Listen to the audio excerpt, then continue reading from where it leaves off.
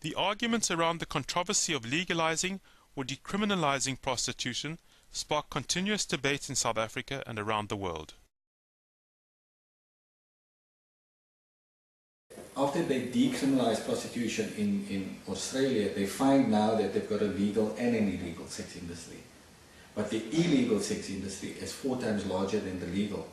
So they never solved anything. The other problem is trafficking is now rife. The current law that criminalizes sex workers have just made them far more vulnerable to abuses, and that we believe that the best legal model that would protect the human rights of sex workers is a decriminalized model. South Africa is part first world, part third world. So if we think we can decriminalize prostitution and contain this thing, you've really got to be stupid. We will destroy this nation. It will be a catastrophe in South Africa. If you look at the big picture, one has to ask oneself whether the state has a right to intervene when you have 2 consenting adults. You may disagree with it morally, which you have the right to do as an individual, and you may choose for yourself not to engage in such actions, but do you have the right to then use the law to enforce a particular kind of morality onto the whole of the nation? Prostitution is fundamentally wrong. It's immoral. Women are not commodities to be sold on the side of the street. It's against God's law. It is against society. It is wrong. We've got to have a set of values that all of society adheres to. And that set of values, we can't decide on that. God gives us our value system.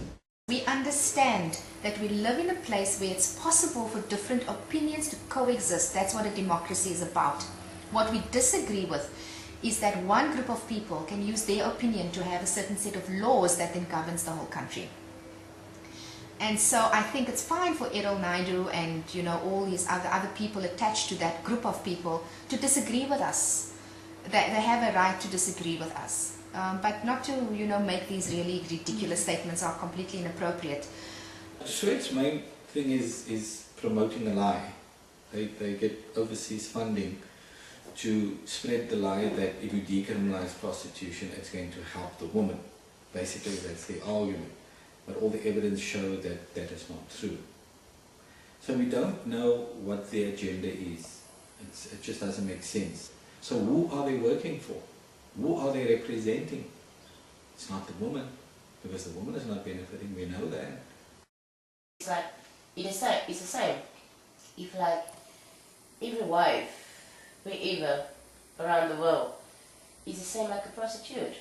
You know why I'm saying so? Because they will open the legs for the man because the man get paid tomorrow. They were like, so nice, like, baby. You understand my point? But we do it differently. We do a lot of things for money, and all relationships, typically sexual relationships especially, there are financial implications involved. They're usually unspoken, but there are obligations. When you get married, believe me, there are financial obligations and there are sexual obligations. I'm not really sure that this particular government would be capable of regulating it in a way that is fruitful for the women. And most women don't want to be registered sex workers, who then draw an estate pension or something like that. I mean, they want to be just left alone to do what they do.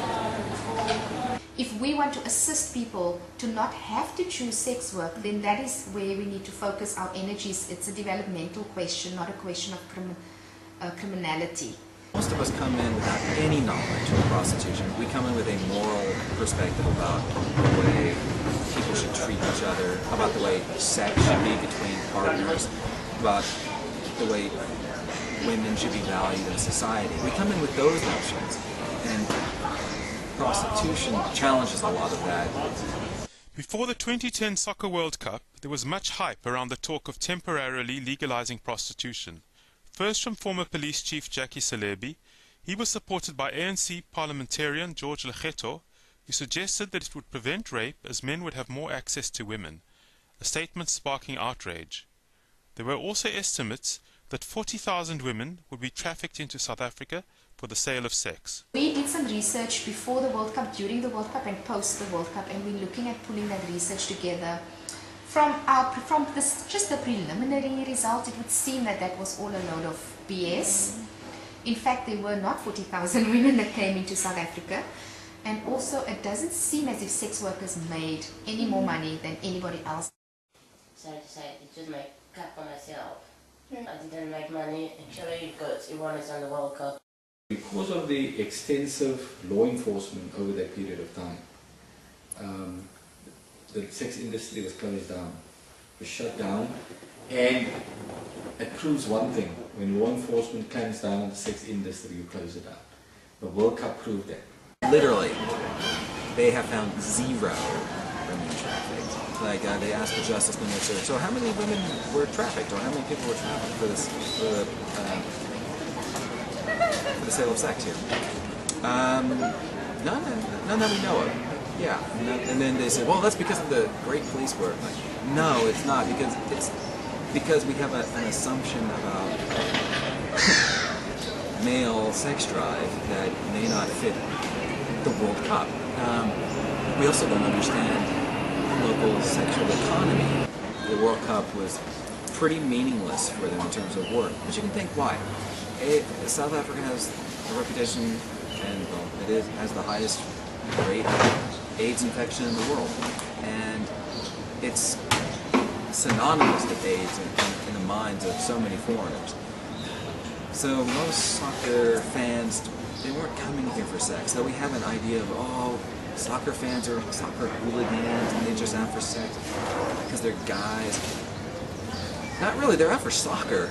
They were out they came with families, they came with their mates, and they wanted to have fun drinking. And frankly, if they want sex, they'll just go to a normal club.